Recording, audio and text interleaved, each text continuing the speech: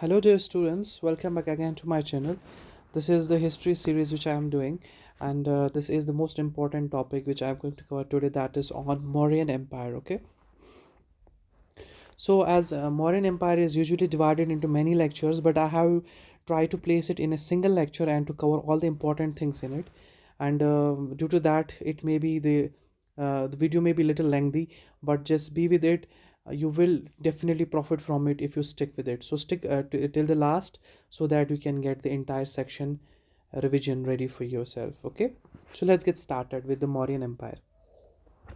So as you know that the last ruler of Nanda dynasty was Dhananand, okay, and he was killed by Chandragupta Maurya, and this was only possible due to the active support of his minister, that is Kautilya, or who is also known by the names as Chanakya, or other names like Vishnu Gupt. Okay, Vishnu Gupt. So all the tactics which Vishnugupta used along with Chandragupta Maurya, they are all written in a book by Vishaka Datta, and the name of the book is Mudra Rakshasa. Okay, just remember the name, very important thing. Okay, so Mudra Rakshasa is the book written by Vishaka Datta, and it tells us about the tactics which they used and the political mechanizations that were behind the defeat. Okay, now let's start with the first ruler and the important ruler who is the founder of Mauryan Empire, that is Chandragupta Maurya. Okay, Chandragupta Maurya's reign starts from 322 to 297 BCE. Okay, and about his birth there are two ideologies that are given in different books. Okay, so according to the Buddhist texts, okay, he is supposed to be belonging to a Kshatriya clan. Okay, he belonged to a Kshatriya clan that was present in Gorakhpur, and that Kshatriya clan was called as Mauryas. Okay, so this is one thought, and another thought, that is a Brahmanical thought, is that he was born out of a Shudra woman. Okay, and that Shudra woman was from the Nanda court. Okay, so these are two ideologies about the birth of Chandragupta Maurya. Okay, now let's see some important things that we'll be covering in this very section. So in 305 BC, some important event happens between Alexander was the emperor of Macedonia, as you know. So Alexander was the emperor of Macedonia,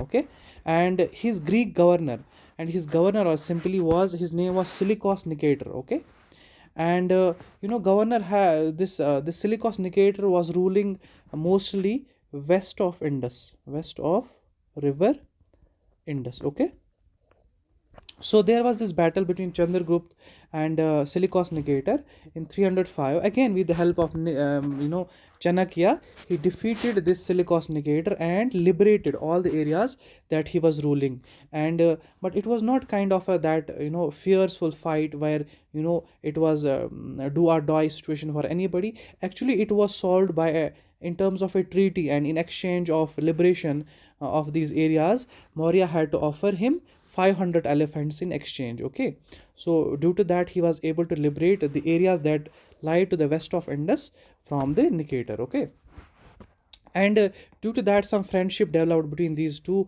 rulers, and Nicator then married his daughter, namely Helena, to the Maurya, Chandragupta Maurya. Okay, so this was one important event. Now there is another important event, that is due to their friendship and due to their treaty that led the peace between Chandragupta Maurya and Silikos Nicator. They promised, there was this kind of you know appointment of a Greek ambassador, very famous. His name is Megasthenes in the Mauryan court. Okay, in Mauryan court, and Megasthenes was appointed, who was a Greek ambassador, and later we know that he is the one who writes about all the political situation and social political situation, or rather we can say, of the Mauryan period. Okay, in his book Indica, very famous. Just remember the name of the books. I'll also be categorizing the books in a separate slide, so don't worry about that. Just focus on this right here, that it was this Greek ambassador, namely Megasthenes, who was appointed as the appointed in the court of the Maurya. Okay, so there are some points, or kind of there is some information related to this Chandragupta Maurya, that he had a huge wealth, okay, and his health, according to a Roman writer whose name was Pliny, or we can say simply it is written somewhere as Justin, okay, Justin. According to Justin or Pliny, it is supposed to have the Roman, the Mauryan Empire is supposed to have, had 6 lakh soldiers, 30,000 cavalry, and 9,000 elephants. It means the Mauryan Empire was a very rich empire. Okay, so then he's supposed to have ruled, the entire India except the east regions, or except the few regions like Kerala, Tamil Nadu, and northeast. So apart from these three regions, he has ruled the entire India almost, and the western part, which included north and northwestern part. Also he ruled Bihar, Orissa, and Bengal. Okay, and later in his life, Chandragupta Maurya turned to Jainism under the influence of a Jain monk whose name was Bhadrabahu. Very important point. So, under the influence of Bhadrabahu, he turned to Jainism. Okay, and in Jainism there is a process, of extreme penance, that's called Sulekhana. Okay, just remember that Sulekhana, Sullekhana. Sulekhana is actually a process in which a person keeps himself hungry or keeps fasting till death. Okay, that is Sulekhana. So he performed this Sulekhana at this place called Shravan Begola, which is currently in Karnataka. Okay, and he died there in 299 BC. So that is the end of Chandragupta Maurya. Okay, so after Chandragupta Maurya, the rule has to be shifted, and or the place has to be taken by someone else. Okay, and this is here where we see the role of Bindusar coming. Okay, but before discussing Bindusar, I will I want to try out, or I want to tell you about these important texts that you have to remember for any important exam. Okay, and the time and time again these questions have been asked about the authors and their texts. Okay, so these texts give us information about the Mauryan period. That's the first point. And these texts are written by different writers. That, for example, Kautilya's own text, that is Arthashastra, also gives us very important information about the Mauryan dynasty. And also I told you about this Greek ambassador, that is Megasthenes, and his book that's called Indica also mentions the references. Okay, or I told you that socio-political aspects of Mauryan Empire. And there is this writer called Banna Bhatt. Okay, and his book Kadambari is very important. Okay, as it also mentions, or it also tells us about the political situation or social situation about the Mauryan period. Okay, then there are some Buddhist texts. Okay, for example, Mahavamsa, for example, Milinda Panho and Mahavamsa, Milinda Panho, and Mahabhasya. These are the three Buddhist texts, or these are also called Trinity of Buddhism, and they also mention Mauryan period. Okay, and there is this book called Paristha Parvan by Hema Chandra. Okay, so it tells us about the Jainism episode. Okay, Jainism episode, like how Chandragupta turned towards Jainism. Okay, so its name is Paristha Parvan, and it is by Hema Chandra. Just remember all these books, very important, compiled for you guys. Okay, now there are some Buddhist texts that are about Ashoka, which we are going to discuss later. And these books are Deepa Vamsa, okay, Ashoka Vadana, Divya Vadana, and Mahavamsa. Okay, 4 texts, very important. I will repeat again: Deepa Vamsa, Ashoka Vadana, Divya Vadana, and Mahavamsa. These texts are related to the scripts, or related to the life details of Ashoka. Okay, now I want to tell you also about the chronology of Mauryan rulers, how the succession was happening. So as you know, we have discussed Chandragupta. Now next we are going to discuss Bindusar, then after Ashoka. These were the great 3 rulers who came during the Mauryan Empire. Okay, but then the rulers that followed them were very weak. Okay, they could not continue that very great empire, they could not run that. So this empire kind of disintegrated in itself, and it was not able to continue. So the other rulers that came after Ashoka was Dashartha. Okay, Dashartha, then came Samprati, then came Shali Shuka, then came Deva Varman, then came Shuta Danwan, then came Brihadrath. Okay, this, as you know, the Brihadrath was the last ruler of Mauryan dynasty. Okay, so let's move ahead. So we are going to discuss now Bindusar. Okay, I told you before that this video will be a bit lengthy, so I'm going to cover everything in it. So Bindusar, there are only few important points to remember about him. That he had very cordial relations with the rulers of other countries. For example, he had a good relation with Egyptian ruler Philadelphus Ptolemy. Okay, and he had a good relation with Syrian ruler Antiochus. Okay, and in 299 BC, that is important about Bindusar, that he convened the first Jain council that was held at Patliputra, that was the capital of Mauryas. And there are this is an event which is important because Jainism got divided into two sections here. The first section was Svindambar and Digambar, which we see currently, the divisions of Jainism. Okay, so this was another important event in 299 BC. Okay, when in terms of Bindusar. Okay, so Greek names of Bindusar. Why Greek names? As you know, that I told you that Philadelphus Ptolemy had a good relation with, or a cordial relation with, Bindusar. So they used to call him with these three names. That was Amitrochetes, Elytrochetes, or Amitragata, and they all mean same. That is the slayer of enemies. Okay, so these were the Greek names of Bindusar. Very important.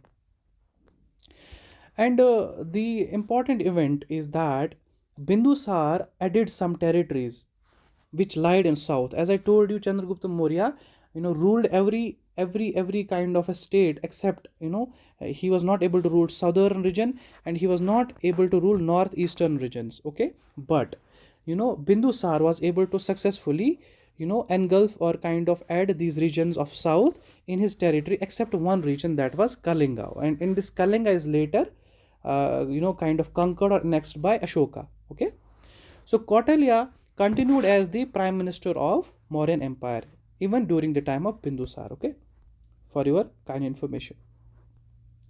So after his death, after the death of the Bindusar, there was a war of succession, and it's supposed to be going for 4 years continued. Okay, and in this war of succession, actually, the son one of the sons of Bindusar was able to kind of defeat or kill 100 of his brothers. It's believed, it's a theory, I don't know if it's actually happened there. It's supposed that Ashoka killed 100 of his brothers to become the ruler in 269 BC. Okay, so let's now see the rule of mighty Ashoka. Okay, so the rule of Ashoka starts from 269 to 232 BC. Okay, and his life is supposed to have been through the three phases. First phase was Kama Ashoka, in which it was the love life. Love life, we can simply say love life, or the life of pleasure. Okay, in the life of Ashoka. Okay, and the second phase was Chanda Ashoka. Okay, it was all about military expansions.